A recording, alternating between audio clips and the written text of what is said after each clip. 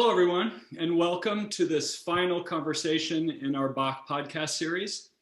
I'm joined today by two extraordinary colleagues on the faculty at Baldwin Wallace University.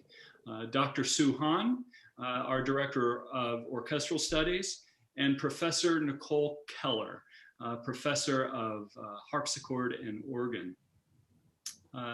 I expressed last week in our town hall, Bach Festival town hall, how fortunate we are in the conservatory at Baldwin Wallace to have extraordinary performers on our faculty, people with international careers and international profiles, but that we're perhaps more fortunate in a lot of ways that they are gifted teachers and devoted teachers to our students. And that is so clearly true of both of you. Extraordinary performers and just some of the world's best teachers. So I'm humbled to share this virtual space with you, and I'm so glad you took the time to be here today. So thank you. Great to be here. So we thought that we would create some synergy today as we both celebrate Professor Keller's contributions over many years to the Bach Festival, as well as celebrating and promoting the upcoming orchestra concert on which she both plays and leads the orchestra in Bach's Harpsichord Concerto in D minor, BW 1052, right? Is that right? 1052, yeah. And I'm thrilled today to have a little help in the conversation process from Dr. Soo Han. And with that, Dr. Han, I'll turn it over to you. Well, first of all, thanks so much for that generous introduction, and congratulations on an awesome Bachfest, virtual Bachfest. You know, the celebrations and the collaborations and the bringing together of the alums and people from the past and the current students was a really magical weekend. So congratulations to you, Dirk. Thank you. And thank you for having us here. I guess a good place to start is to just kind of share how this whole collaboration came about with Nicole and I and the BWSO Orchestra. When I first got here, I don't even know if Nicole realizes, but she's one of the very first people that I got to meet here at the conservatory. Even before school started, we have these, faculty orientation things where we spend a couple of days together, going over policies and visual and talking about vision for the future. And I was lucky enough to just by chance get to sit next to Nicole. And I couldn't have thought of a better person to sit next to. I didn't really know who she was or what she taught, but what she communicated and shared immediately was her warmth and her welcoming and her friendly disposition. And it was like, this lady's awesome. And then just got to know more about her. And I just knew that this is somebody that I wanted to be friends with and to make music with. And so I don't even know if you realize or remember that, Nicole, but thank you so much for that. I was nervous coming in here and just being paired with you just meant a lot. And I still carry that experience with me till this day. And then fast forward about a year or so later, Nicole reached out, and I believe you were working on this concerto, or this is something that you've been playing and have been concertizing with, and made the offer and the invitation that if there was ever an opportunity for you to collaborate with us, that you'd be more than happy to do so. And immediately I was like, yes, absolutely. And then when the pandemic hit, and we were forced to think a little bit smaller, and when the orchestra was just forced to work with just strings only, my assistant conductor and we sat down and we were talking about programming ideas, and a lot of it, to tell the truth, we were just kind of making it up as we go, because we didn't know what the world was going to look like from 1 month to the next, or 1 week from the next. And I remember this conversation from Nicole, and I just got so excited, and I emailed her right away, and it didn't give her a lot of advance notice or advance time. I said, hey, Nicole, do you remember this conversation from last year, and are you still willing to collaborate with us? And of course, she was so generous and said, yeah, absolutely. And so the rest is history. So Nicole, I want to just thank you so much again for your generosity and for your flexibility and your willingness to collaborate with us. And this has been an incredible joy. Oh gosh, thank you so much, Sue. It seems like it was a lot longer than just a couple of years ago that you joined us here on the faculty. I mean, you're such a part of the fabric of the institution now, which is such a wonderful thing. Yeah, this concerto is just a really cool piece. And I remember when I first talked to you about it, I think I was preparing it with another orchestra. And as a performer, it's always a bit of a bummer to play a piece once and then put it away for a couple of years. And so you try to find occasions to continue the process of sort of living through these pieces. And I thought, well, it'd be great to play it with the orchestra for sure. It's not often that the orchestra actually gets to play any of the Bach concertos, whether in Bach Festival or not. So I thought it would be a good thing for the students to experience as well. And you as well are always just so gracious and so opening to trying new things and to collaborating together. So it's been a really, really great, really positive experience and wonderful to get to know the students and to work with them. And they're very open and so very well prepared, which is always a joy for sure.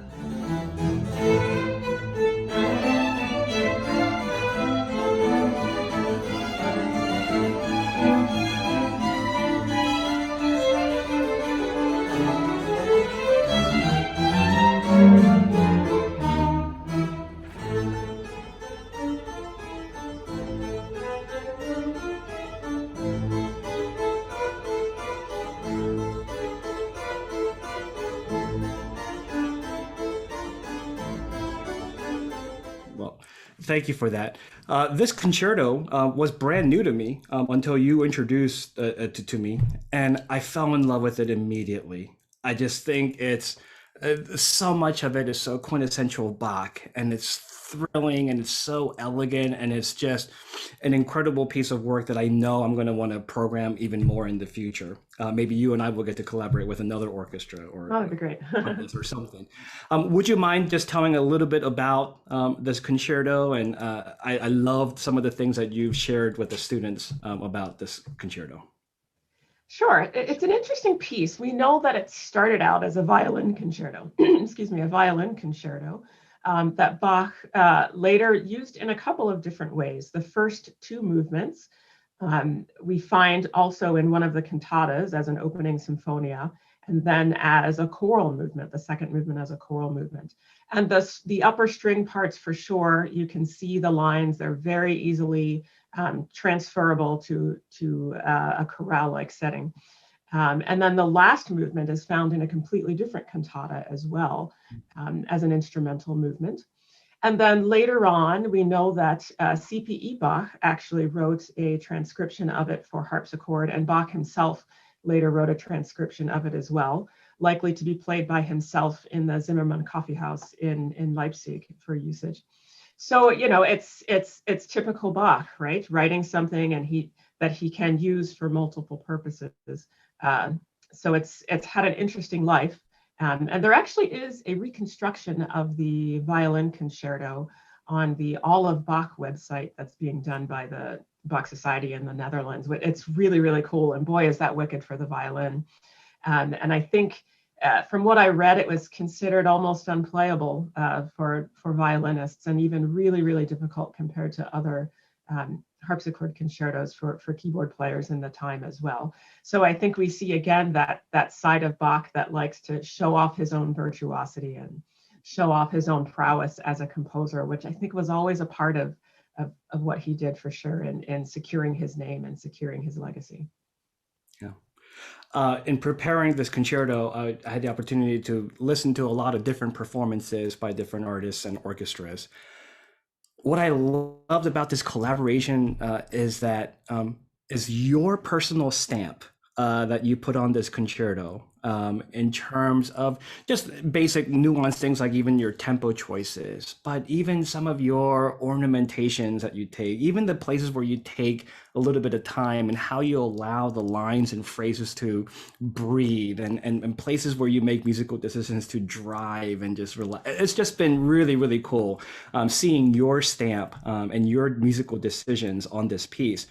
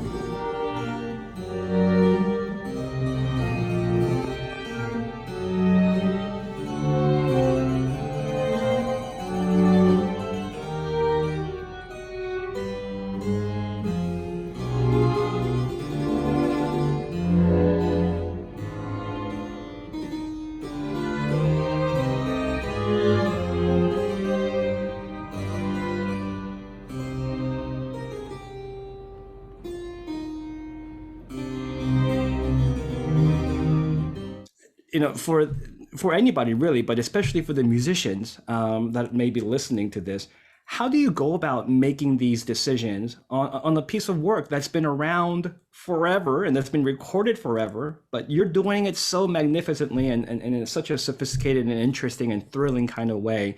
How do you go about making those decisions? Oh gosh. Well, I try to do a lot of listening, and it's something I always encourage my students to do, is to listen to several different recordings so you can get different perspectives on the piece, hearing different tempi, hearing things that that strike you as a performer, hearing things that I don't think I ever want to do it that way. That doesn't make any sense to me. And going on that sort of explorative process. And I try to do the same thing when I'm practicing as well. And if I have a good process and I'm not trying to cram all the music in, there's enough time to just sit at the instrument and try some things. What does this line say to me? How does this tempo feel versus another tempo? And then always when you're playing with other people, you have to check yourself with what's going on with the score. There may be this really great moment that I want to take time with, but it doesn't make sense if all the strings are playing 16th notes against me. I can't take that kind of time there. So I have to, there's a flexibility that always has to happen. And sometimes there are times when there's something really interesting going on in the orchestra score that I want to play off of. Maybe I'll steal an ornamentation from the first violin part or something like that. But it's part of the joy of this music. It's such a total package. And there's so much to learn from and so much to pull from as well. And I just have one last kind of broad topic of discussion that I'd love to just talk to you a little bit about. I couldn't agree with Dirk more when he references you as first and foremost as an incredible artist and a musician, but equally as much a teacher and an educator. And I have learned so much from you. And this is one of the many reasons why I was looking forward to this collaboration. Growing in the area of historic informed performance is an area that I've just become fascinated in the past 5-10 years or so of my life. And so collaborating with you, I knew I would learn so much. And one of the very first things, and I know I came to you with a lot of questions when we were first going through the score together, was going through even mundane questions like, Professor Keller, how should we set up? And how was the orchestra set up, and how might it have looked and felt, when Bach was performing this? And then how do we make it work in time of quarantine and pandemic, and we have to be 6 feet apart and all those things? And I know initially we both thought that I would conduct like a traditional keyboard orchestra, but then talking to you and hearing about how this might have gone, and it's like, well, it makes no sense for me to be in the way. And just having, and became so crystal clear, the vision and your musical leadership as you're playing from this keyboard. And so what was best was just for me to remove my position and welcome you to lead the ensemble from the keyboard. And the students were so excited to have that authentic and genuine experience of how it might have looked and felt. So my question is what is that process like for you as a soloist to not only have to manage and navigate the incredible playing that you have to do, but also then be responsible for engaging with the entire ensemble? And yeah, I'd just love for you to talk through us what that experience is like. Oh, it's a lot of fun, but it's a lot more work.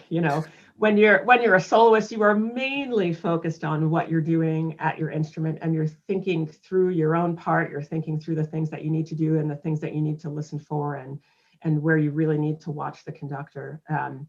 But when you're the leader and the player, now your sphere of listening, really has to get bigger, because you are paying attention to what's going on in the orchestra. You are anticipating what they're doing. You're anticipating things that you talked about in rehearsal and trying to listen and see if those things are there, or hearing things that are starting to happen, like perhaps there's a place where you may need to address some balance issues, at the moment, and you both certainly dealt with those things during a performance.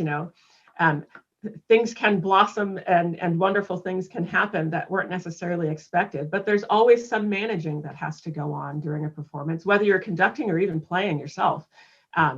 So there's that extra level of awareness that has to be there, which of course means, you know, your part, your solo part almost takes a back seat to that in many ways, because the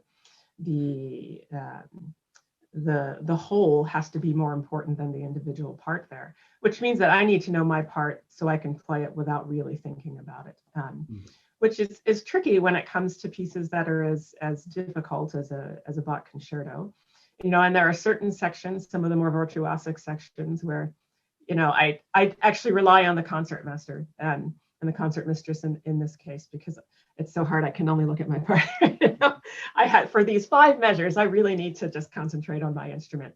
So it's, you know, it's wonderful to have such a responsive group, and you can only do this type of thing if you have a group that's really ready, that's responsive, that's playing with each other, and not just sort of buried into their parts. So that's a real kudos to the students and to you for preparing them and making them aware of what's really necessary for all of these things. And as well for you as a conductor, I think, you know, there are a lot of perspectives on what conductors are like. You read a lot of stories about sort of the old-fashioned dictatorial-like conductors, you know, and I love telling stories about Stokowski and all of these sort of old-time conductors. But I think, you know, times are changing a bit, and the relationship between the conductor and the orchestra is becoming much more collegial in many ways. And one need not fear stepping on toes so much if you come in to direct someone else's group. And there's always a little bit of hesitance, you know, when you take on a group. And I think especially a group of students, we work very hard with our students to teach them certain things so that we build a foundation, and we're very careful about the things that start to scrape away at that a bit. So I appreciate your trust in me and allowing me to perhaps introduce some things that you didn't talk about, or to change some things that you asked them not to do, perhaps. And that takes a lot of trust. So I really appreciate that, and a lot of flexibility from the students as well. So I give them a lot of credit for that. But it's a lot of fun. It's a lot of fun for sure. It's been an incredible masterclass just watching you work with our students. You are an incredible rehearser.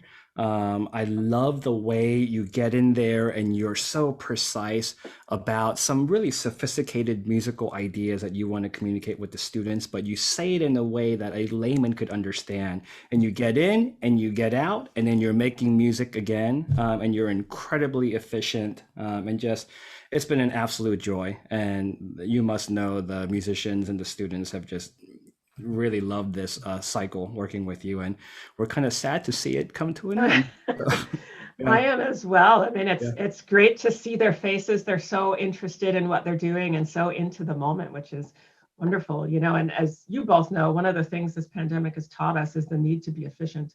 When you have 30 minutes, that's all you have, 30 minutes to get certain things done. I mean, there's just no time for the normal pleasantries we would normally have, the normal telling of stories or things. Which is a shame, because that's part of what makes us process more human. But there's just this work that we have to get done, and that's something the students need to learn as well when they go off into their professional lives and they're putting together all of their professional opportunities. You only have so much time to learn your part and get to rehearsal and do all this. So you learn to cut out the fat when necessary. You will learn to enjoy the spacious amounts of time when you have them, but you know how to cut all that off and just get it done when the time comes. And, you know, we can all just sort of turn that off and on when we need to, which is great to learn in this type of environment. Right. So Nicole, it's possible that you've played more notes for Bach Festival than maybe anyone else in its history. Now, you might be neck and neck with Albert Riemenschneider. I didn't count. But there's a good, it's certainly in recent history, you've played more notes for the Bach Festival than anybody else. You know, and as we all know, but in music of the Baroque era, the keyboardist is really the backbone of that music. the heart and soul, or whatever other metaphor you want to use. You're the center of that music. And I'm jealous of that. Genuinely, I envy that you get to do that's how you get to interface with this music. And I wonder if you can share a little bit about what that's like. That's so much music.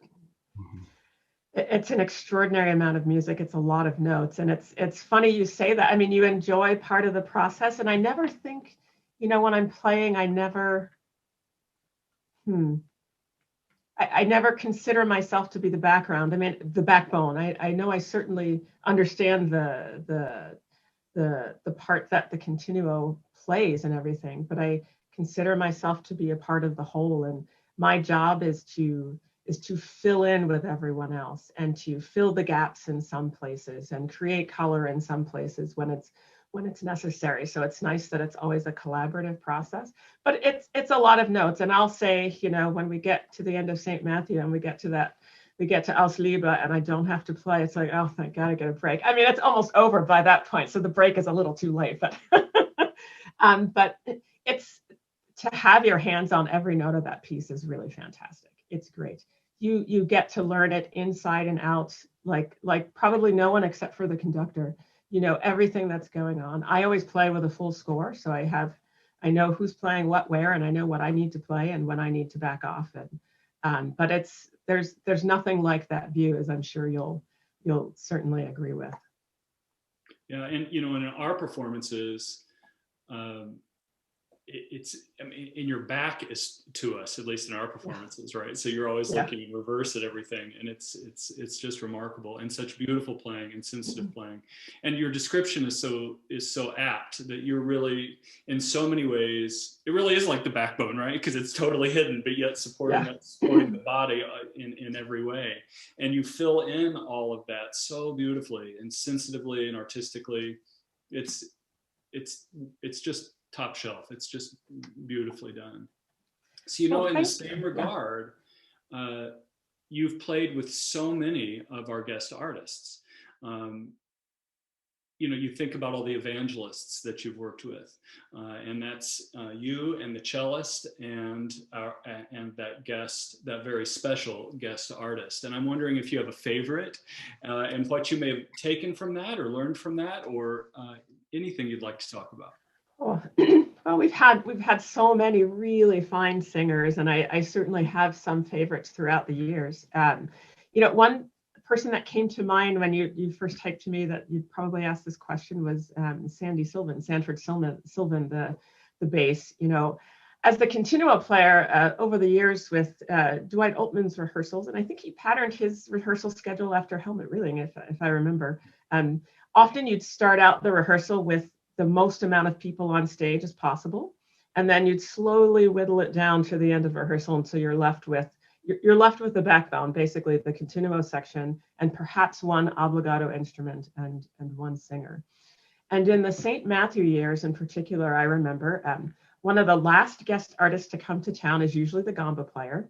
They have the least amount to play, and they are often coming in on their first rehearsal at like 9:30 at night, on a Thursday night or something, and we're rehearsing Komm süßes Kreuz with the bass, and it's perhaps one of the quietest moments in the entire piece. It's the end of rehearsal. You need actually the most focus and concentration, but you're just so tired by the end. But that music just keeps you going. And I remember Sanford Sylvan standing and waiting while the wonderful gamba player, and I remember it was Martha McGoy, I think, who was the wife of my harpsichord teacher in graduate school. Actually, she'd come in from New York, and she just played this solo so beautifully. It was wonderful, and took advantage of the space and everything in there. And she finished, and right before he came in, he said, "That was so beautiful, but if we do it that slow, we're going to be here all night." and he was right, and it was just a great example of, we all have what's the perfect tempo that we want to sing it at, that we want to play it at, that the conductor wants to hear it at. But there have to be these compromises. And our soloists, for the most part, were always so wonderful about that compromise. Do we need to do it a little bit faster so that when the chorus comes in afterwards, the tempi makes sense? Do we need to do it a little bit slower so it doesn't make it unreasonable for the vocalist to sing through these melismatic passages? And I think, you know, both you and Dwight Altman were so wonderful in picking the right people who could come into this group and be flexible and fit into the vision that you have for the piece, because pacing is everything for these large works. I mean, it just takes so much concentration and thought. And that moment has always just stuck out in my mind, you know, just the acknowledgement of how wonderful this all is, but let's all now come together and find something that's going to work for everyone. It takes a lot of experience, and that's what you've got, Nicole. I'm so grateful for it. It's really it's taught me so much on so many levels, not just about Bach, but about working with other people, for sure. And the pacing is, I couldn't agree more. The pacing is everything. And I find it, especially in Matthew Passion, it's easier in B minor, and it's easier even in St. John. But Matthew Passion is not just because of its length, but because of just the nature of the music. I find it very, very difficult to understand how to get places and get away from those places. I find it hard to shape. Yeah, and it's the beauty of the drama of all of that makes it so hard. You go from one gut-wrenching moment to one meditative moment to one where the crowd is screaming at everyone, and then back to this nice angelic chorale. I mean, it really takes you through the emotional ringer, and to be present during all of that and manage all that is really quite a feat. Dirk, I'm listening to you and Nicole talk about this, and I'm just curious from your perspective, Dirk. You know, you as a conductor of this ensemble, you have a lot to navigate. And it sounds like to me where you are working with a continuo player that is maybe, you know, a second conductor of the ensemble. And then, you know, you have other continuo parts and you have soloists, and like, how does that relationship begin to come together? And how do you know, and how do you navigate the places that you just need to let go and you need to follow, and then places that where you need to lead, and how do you bring this collaboration together without having to talk about every single moment of that music making process? It's a beautiful question, Sue, and I would be lying if I gave you an answer. Yeah. Nothing that I could say would be really truthful, but it's the way. And you know this about me, Sue, but it's the way that I want to lead. I very much want to go to these rehearsals and collaborate with the people and learn from the people, and not be referred to as maestro or looked at that way at all. The people that I look at the people that I'm working with and that I'm collaborating with, and I mean, Nicole, chief among them, you know, they have so much more experience with this music than I do. And that doesn't bother me. That doesn't intimidate me or make me uncomfortable. I welcome that. There's only one way to get experience, and that's to have it. So, and that's what I'm trying to do. And as Dwight promised me in his interview, I'll get better at this, you know? And that's how I look at it. So I look at this opportunity to live my life in this music, and it's a gift. And all I can do is keep trying and keep getting better at this. So managing it all, I want to lean on Nicole, and I want to lean on the principal cellist and ask their advice, and our evangelists and our soloists that have sung this 50 times, and our guests that have played this more times than I ever will in my career. I want to learn from them, and I want to listen to them. So I very much want it to become collaborative, where it's not simply one person's vision and one person's idea, but all of our visions and all of our ideas. For me, that's very much what music making should be. It's just a personal opinion. And it's certainly the music making in the artistic world that I want to play in the most, where we all have that mindset. we're all helping each other and all caring in the same way for the same thing. And I love talking to musicians and musical leaders about this very topic because, when I was young and I didn't know anything, I thought collaborating with others or playing with soloists meant that like conductors become an obedient person and to just follow whatever the soloist wanted to do. And then I learned that there's the other extreme where the conductors are just become dictatorial.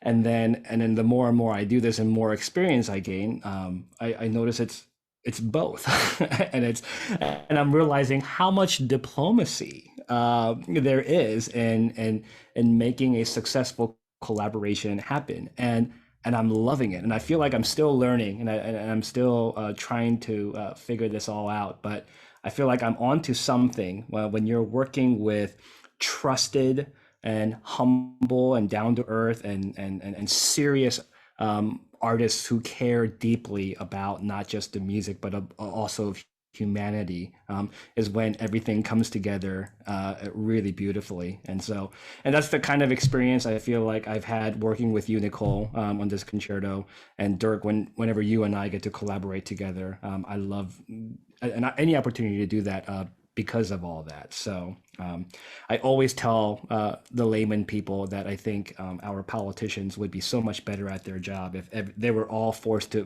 play chamber music, because I think this is it right here. So it's been fascinating hearing you and Nicole talk about this process coming together. Some of my favorite moments, and I remember as a student, I would always come in and watch rehearsals, especially when the vocalist came into town, and they were rehearsing in the afternoon for their solos and such. I loved, and I love watching chamber music for this reason, all that nonverbal communication that goes on, even during the singing part of it. Little bits and pieces, and there was one singer in particular, Henriette Schellenberg, and I think they were singing the wedding cantata at one point. I think the orchestra started out at a slightly different tempo than she wanted. And she was such a great professional. Instead of just, barreling in at the tempo she wanted to sing in, she came in at their tempo, and she very carefully placed her, she formed her diction and placed her vowels and such and her consonants right where she wanted them. And the conductor was paying attention, and he shifted ever so slightly so that they could that's masterwork right there. And I think, and I've seen it from Soo, you, and I've seen it from you, Dirk, and that takes such a level of professionalism and trust with the people that you work with, and listening, and the willingness to be flexible for that to work out. I'm sure we've all heard performances where the orchestra has kind of run right over the soloist because this is our tempo and this is the one we are taking. But that's not what music is about in the end. So it's wonderful to work with colleagues like you both who really believe in that and live it, for sure. I love that story. Thank you for showing. Yeah.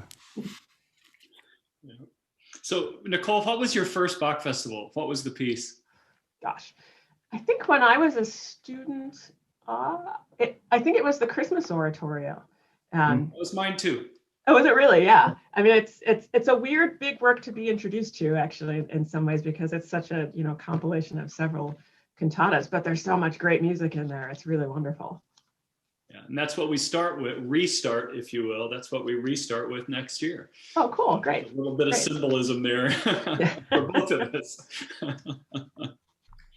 Perfect. I mean, Bach Festival always played such a huge part of certainly my life over the course of a year. And I remember one of the professional instrumentalists came in. He said, "Yeah, Bach Festival is just a part of the fabric of my year. It's a part of the fabric of my life, and you look forward to that part of spring. Spring always brings Bach, it always makes you think of different Bach things. And it's amazing how that follows you throughout your life, we always laughed as students, once you started smelling mulch on campus, how could you not think of Bach Festival, but that really does follow you. And that's a great thing, especially this year, for spring to roll around and you immediately start pulling out your Bach recordings and start playing your Bach. And what a wonderful way to get through life, I tell you.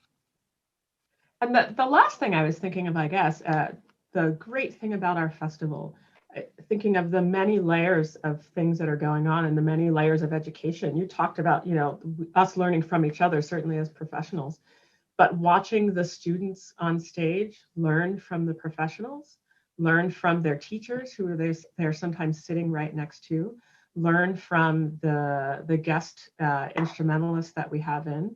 One of the things I loved about rehearsal was watching, we had one oboe player that played for us for many years, Dana Sundet, watching her talk to the oboe players about how to make their reeds last, how to, you know, fix problems with their reeds, how to deal with balance on particular solos in particular places, you know, things that only if you had played this work 2,000 times as she had, would she be able to tell them, this is what you want to look for here. You're going to need a breath here and do all that. I mean, those are things you're not going to get in the classroom, right? There's only so much we can lecture to them and tell them to read this in a book, but there's always that practical education that has to happen. And that is part of the magic of Bach Festival. Watching all of that happen on stage was really, really quite a privilege.